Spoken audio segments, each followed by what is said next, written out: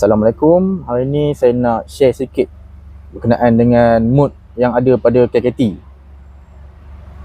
Mana yang pengguna KKT yang dah pasang tu, kita boleh tukar mode ni. Dalam KKT management ni, dia boleh simpan dua mode. Satu mode untuk kita bawa biasa, satu lagi mode kita boleh ubah dia menjadi cracker. Cracker ni kita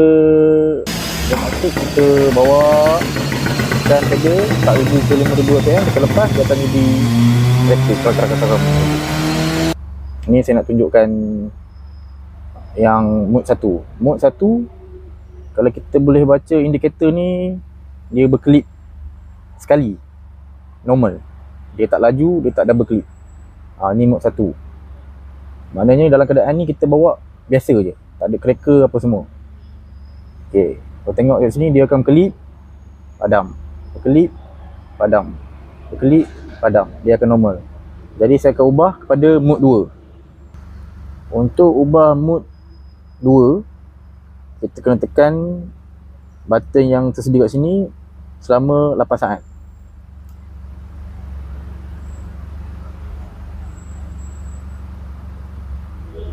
Kita tekan dan tahan je sampai kita boleh tengok kat sini, indikator ni akan berubah, indikator LED ni.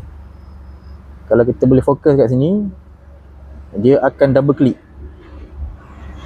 1, 2, 1, 2. Ini maknanya dalam mode 2.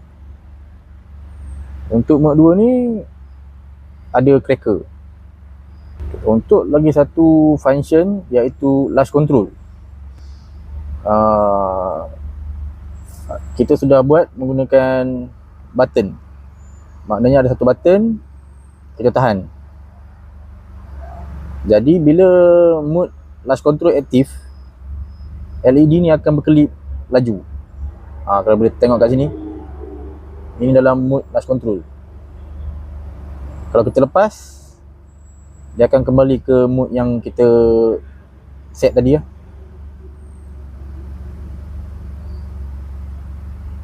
Jangan lupa like, share dan komen di KTG apa-apa pertanyaan dan soalan. Terima kasih.